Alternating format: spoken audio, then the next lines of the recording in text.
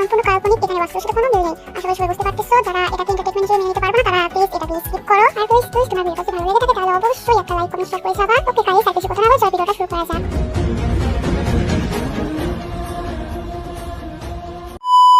I love you.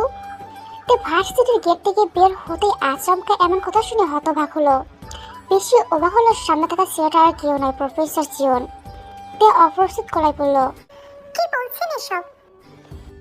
Jungkook হালকা গলাটা নিয়ে হাতে দিয়ে বলে, আই লাভ ইউ। এর সামান্য কথা কানে যাচ্ছে না তোমার? তে এবার কপালে ভাঁজ ফেলে বলে, এটা আবার কোন চ্যাপ্টার? নেক্সট এক্সামে কি এই চ্যাপ্টার আসবে নাকি? জাঙ্কুক চিন্তিত ভঙ্গিতে বলে, হ্যাঁ ভালো বলেছো তে। আমাদের বাসরাতে এক্সামে এই চ্যাপ্টারটা খুব ভালোভাবে দিতে হবে, তাই তোমাকে আমার খুব ভালো করে প্রস্তুত করতে হবে। তে এবার তাতে দাঁত চিপে বলে, তাই না? এত দূর চলে গেছেন আপনি? মনে হচ্ছে প্রিন্সিপাল স্যারকে বলে আপনার এই এক্সাম বন্ধ করা লাগবে আমার। How romantic baby. তুমি স্যারকে বলবে, তারপর স্যার আমাকে জিজ্ঞেস করবে এই এক্সামের গুরুত্ব কতটা।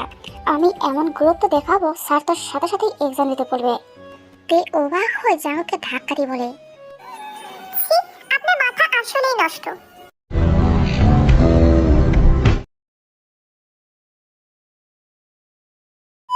ফুচকা বরাবরই খুব প্রিয়।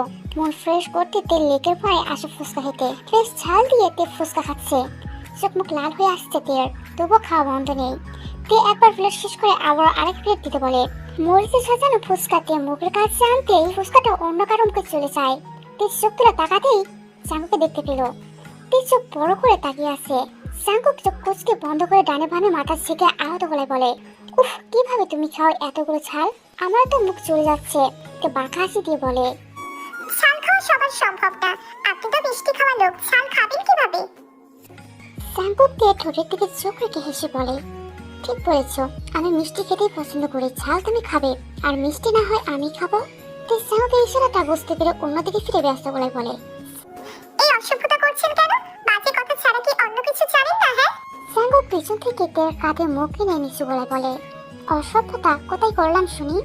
মাত্র তো বললাম মিষ্টি খাওয়ার কথা, এখানে অসভ্যতা আসবে কেন? তে কেঁপে উঠে জাঙ্কুকের কথায় ফুচকাওয়ালা আর এক প্লেট ফুচকা দিলে তে চোখ বন্ধ করে খেয়ে নিল। জাঙ্কুক অবাক হয়ে তা দেখে যায়। তে খাওয়া শেষ করে জাঙ্কুককে দেখিয়ে ফুচকাওয়ালাকে বলে, দেখলে তো মামা, ও যত রাগ করুক না কেন ঢাকার ভাইয়ের স্বামীর কাছে এসে পড়ে। তে নাক ফুলিয়ে কোমর দুহাত রেখে বলে, কি বলেন আপনি? কে কার বউ আর কে কার স্বামী? হ্যাঁ। জাঙ্কুক চোখ মেরে বলে, এ মা, তুমি আমার বউ আর আমি তোমার স্বামী, এই কথা কি বলছো না তুমি? তে ভেমাচাকে খেয়ে গেল। রেগে আগুন হয়ে বলে, আপনার নামে আমি বিচার দেব, আপনাকে আমি দেখে ছাড়বো। তে মুখ ভাগিয়ে চলে গেল। জাঙ্কু ফুচকাওয়ালাকে টাকা দেওয়ার পর ফুচকাওয়ালা হেসে বলে, বুঝছি আপনার বউ অনেক খেপছে, সানকে রাগ কমান। আমার বউ রাগ করলে তো বাসায় ঢুকতে দেয় না। রাগ করলেও মামা বউ আমার একা থাকতে পারে না, আমাকে নিয়েই থাকা লাগবে তার। এই বলে জাঙ্কুক চলে গেল। ফুচকা দাঁত বের করে হাসে। তে বাড়ি ফিরে আসে তখন সিন বলে, কিরে আজ এত দেরি হলো? কলেজে তো অনেক আগে ছুটি হয়েছে। মা, আসলে জিমিনের সাথে তার বাড়ি গেছিলাম কিছু নোটসের জন্য। ও আচ্ছা, কিন্তু এত দেরি করিস না, তোর বাবা জানা রাগ করবে। আম্মু, আসলে তো আজ জাঙ্কুকের সাথে ঘুরতে গিয়েছিল। তে জাঙ্কুকের পাগলামি দেখে তেও জাঙ্কুককে ভালোবেসে ফেলে।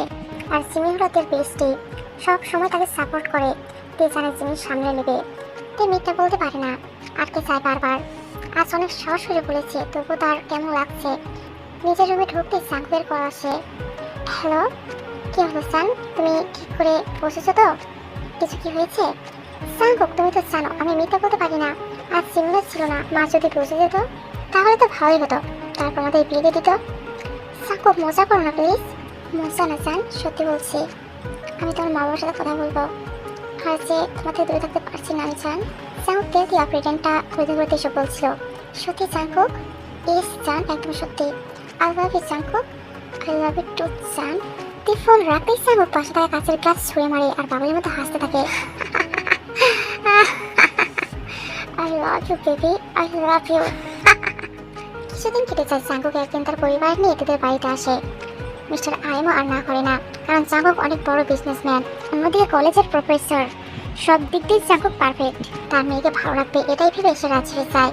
জাঙ্কুকের পরিবার যখন কিম মেনশন থেকে বের হচ্ছিল তখন কাই নিজের গাড়ি নিয়ে ঢোকে। পাশে একটা মেয়ে বসেছিল। জাঙ্কুক কাইকে দেখে হাত মুষ্টিবদ্ধ করে বন্ধ করে ফেলে। জাঙ্কুক চল এখান থেকে। জাঙ্কুক কিছু পরে না গাড়ি স্টার্ট করে। তোকে আমি ছাড়বো না, ধীরে ধীরে শেষ করবো আমি তোকে। তারপর তারা চলে যায়। এদিকে অনেক বেশি খুশি হয় কারণ তার ভালোবাসার মানুষকে সে পাবে। মনে মনে অনেক কিছু ভাবে। বাসা ঘরে বসে আছে তে। কিছুক্ষণ আগে ধুমধাম করে তার আর জাঙ্কুকের বিয়ে হয়েছে। তের মনে মনে অনেক খুশির সাথে লজ্জা হচ্ছে। কিছুক্ষণ পর জাঙ্কুক রুমে ঢুকলো। তে পা ছুতে নিলেই জাঙ্কুক তার চুল জোরে টেনে ধরলো। আর জাঙ্কুক কি করছে কি?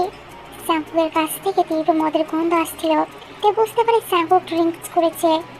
জাঙ্কুক তুমি ড্রিঙ্কস করেছো কিন্তু কেন? জাঙ্কুক জোরে তেল গালে চর বসিয়ে দেয়। শালি আমাকে বলিস আমি কেন ড্রিঙ্কস করেছি? তোর সাহস কত? জাঙ্কুক থেকে অনেক মারার পর তাকে ফিজিক্যাল টর্চার করতে শুরু করলো। তে এমনিতেই এত আঘাত পেয়েছে, তার উপর জাঙ্কুক কোনো ওয়ার্নিং ছাড়াই জোর করে ইন্টিমেট হয়। বিছানার চাদর পুরো তেল রক্তে ভিজে গিয়েছে। তে আর সহ্য করতে না পেরে সেখানে জ্ঞান হারায়। তবুও জাঙ্কুক তাকে ছাড়েনি যতক্ষণ সে নিজে অজ্ঞান হয়নি।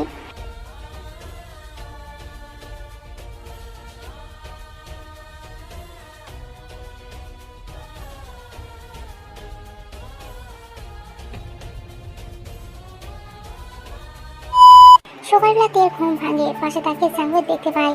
তার চোখ দিয়ে পানি পড়তে লাগে। সে স্বপ্নেও ভাবেনি তার ভালোবাসার মানুষ তার সাথে এমন করবে। তে বেড থেকে নামতে গিয়ে তীব্র ব্যথায় পড়ে যায়। জাঙ্কুক হুড়মুড়িয়ে ওঠে। তারপর দেখে নিচে পড়ে থাকতে দেখে বলে, কি হয়েছে? তুমি কি ঠিক মতো হাঁটতেও জানো না? জাঙ্কুক আমার ভয়ে।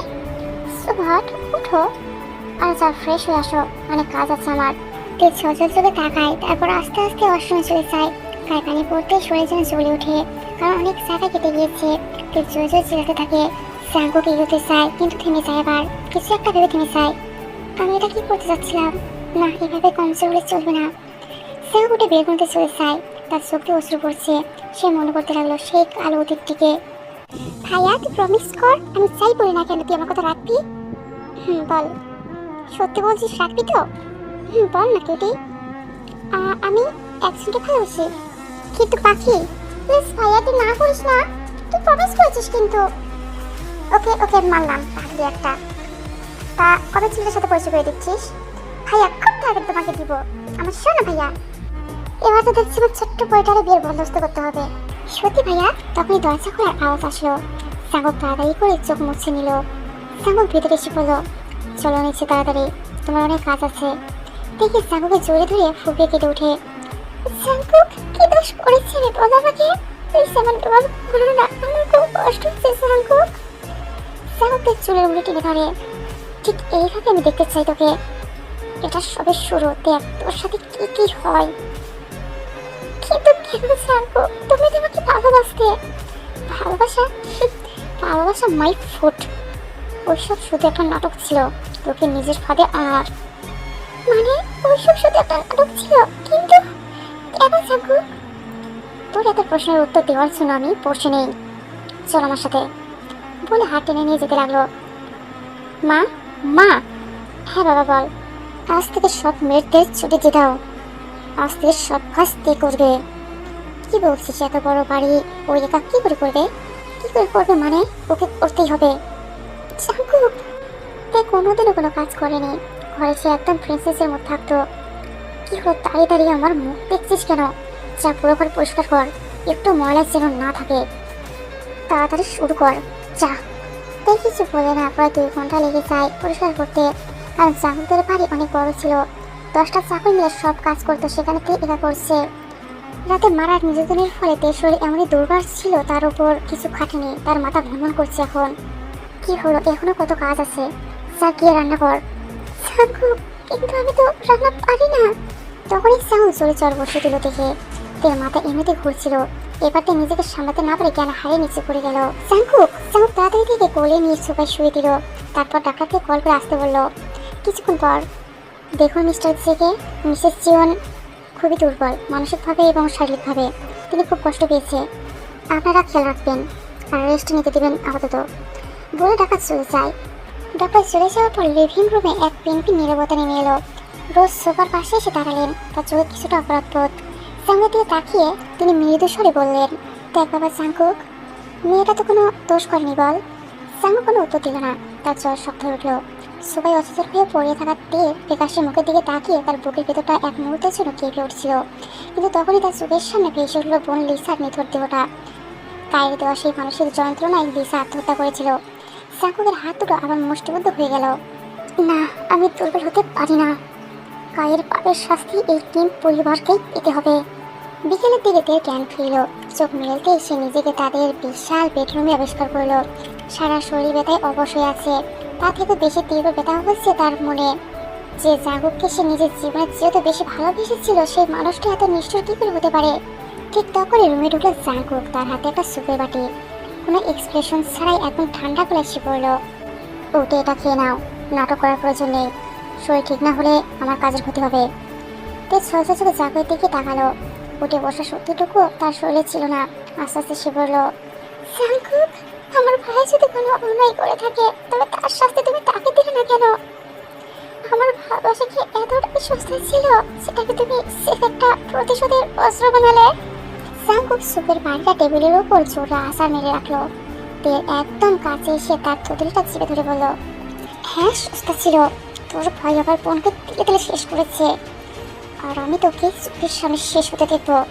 ভাই যখন দেখবে তার আদরের বোন আমার পায়ে পড়ে ভিক্ষা যাচ্ছে, তখন বুঝবে বোনকে হারানোর কষ্ট কেমন।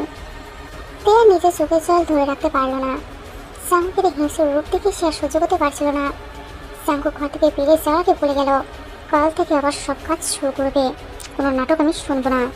তে কিছুই বললো না, চুপচাপ তার যাওয়ার দিকে তাকিয়ে থাকলো। এইভাবে কেটে গেল আরও একটা মাস। প্রতিটা দিন তের জন্য ছিল এক একটা জীবন্ত নরক। সারাদিন বাড়ির চাকরির মতো হাড় ভাঙা খাটুনি, আর রাত হয়ে জাঙ্গুকের অমানসিক নির্যাতন ও অত্যাচারে সেই পরীর মতো রূপ আর হাসি খুশি ভাবটা পুরোপুরি হারিয়ে গেল। এখন সে কেবল একটা জ্যান্ত লাশ। কিন্তু অদ্ভুত ব্যাপার হলো, এত অত্যাচারের পরও জাঙ্গুক যখনই ঘুমে আচ্ছন্ন থাকতো, তে তার পাশে বসে তার চুলে হাত বুলিয়ে দিত। গোপনে চোখের জল ফিরে বলতো, আমি আমি জানি এটা তুমি নও জাঙ্গুক। আমার ভালোবাসা কি কোনোদিনই তোমার মনে এই ঘৃণাটাকে হারাতে পারবে না? যদি না পারে তাও আমি সারা জীবন তোমাকে ভালোবেসে যাবো জাঙ্গুক।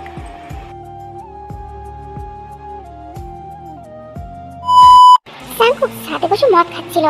এমন সময় তে ওখানে আসলো। জাঙ্গুকের হাত থেকে মদের গ্লাসটা প্রায় পড়ে যাচ্ছিল। তে ফ্যাকাশে মুখ, চোখে নিচে কালচে দাগ আর ওই ক্লান্ত শরীরটা দেখে এক মুহূর্তের জন্য জাঙ্গুকের বুকের ভেতরটা হুম করে উঠলো। কিন্তু সে চট করে নিজের ভেতরে দুর্বলতা লুকিয়ে ফেলল।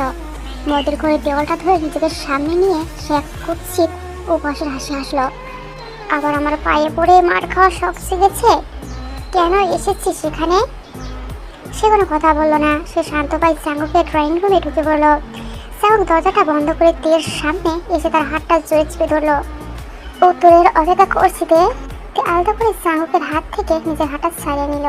তার চোখে আজ কোনো ভয় নেই, কোনো কান্না নেই। জাঙ্গুকের চোখের দিকে সোজাসুজি তাকিয়ে থেকে বলল, জাঙ্গুক, আমি তোমাকে আমার নিজের জীবনের চাইতে বেশি ভালোবাসি, খুব খুব বেশি ভালোবাসি।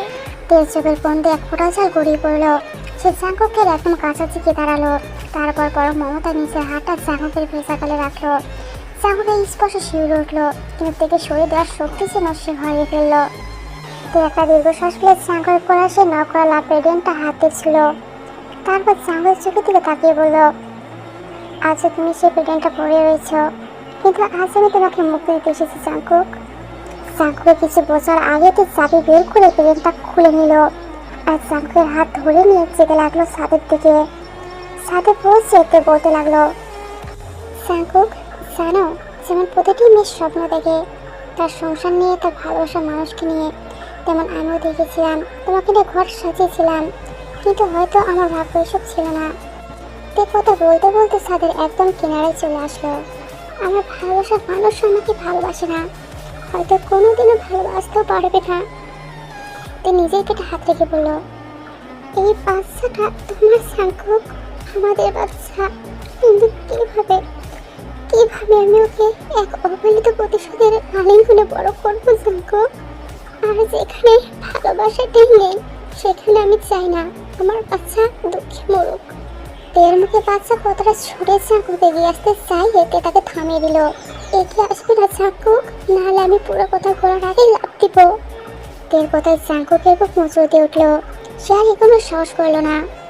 তে কৃষ্ণ, আমার আমার কথা শোনো সানি, আপনি শুধু প্রতিশোধের জন্য আমাকে চেয়েছিলেন, সবকিছু আপনার জন্য নাটক ছিল, কিন্তু আমি আপনাকে সত্যি ভালোবেসেছিলাম। আর এখনো আপনাকে ভালোবাসি জাঙ্কুক। আপনি তো প্রতিশোধ চেয়েছিলেন, তাই আজ আমি তাই পূরণ করব। নিজের কথা শুনে অপরাধ বোধকে করে খাচ্ছে জাঙ্কুক। রাতে একবার আমার কথা শোনো, হয়তো এটাই ছিল আমার শেষ পরিণতি। ভালোবাসি কে না। জাঙ্কুকের আকাশ ফারানো চিৎকারে মাঝিতে ছাদের কিনারে থেকে শূন্যতা বাড়ালো। লাফে দিয়ে দিবে এমন সব জাঙ্কুক দৌড়ে গিয়ে থেকে হেসকাটে নিচে নেমে আনলো, অতবার থেকে তার বুকের সাথে সহজরে চেপে ধরে।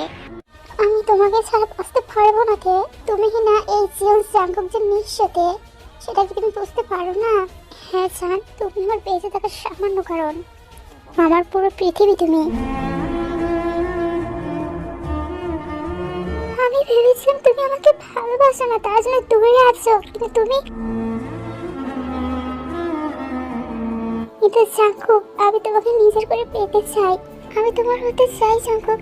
জাঙ্কুক, তুমি আমার চোখে দিয়ে তাকাও।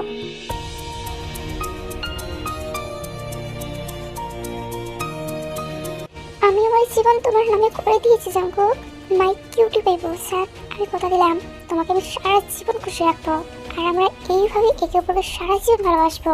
আমি তোমাকে একটা বেবি বিয়ারের মতো করে সারা জীবন রাখবো। আই প্রমিস ইউ জান, পৃথিবীর সব সুখ তোমাকে এনে দেবো আমি। I love you Jungkook, I love you so much. Love you too জান।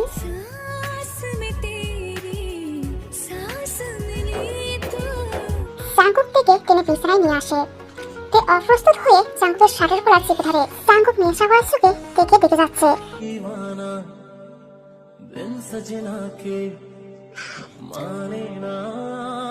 তের বুক কাঁপছে খুব কাঁপছে তের। জাঙ্কুক তের কপাল থেকে আঙ্গুল ছুঁয়ে বুক অব্দি নিয়ে আসে।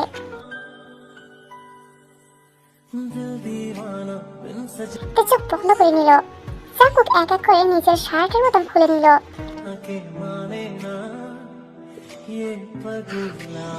তে গাল ছুঁয়ে আলতো চুমু খেতে লাগে।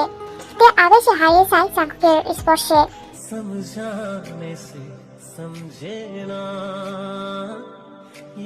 জাঙ্কুকও মেতে ওঠে চরম ভালোবাসায়। তে এখন পাগল প্রায়। জাঙ্কুকের এই অবস্থা দেখে নিজেকে আর রাখতে পারে না, দূরত্ব চিরচ্ছেদ ঘটিয়ে মিশে যায় একে অপরের সাথে।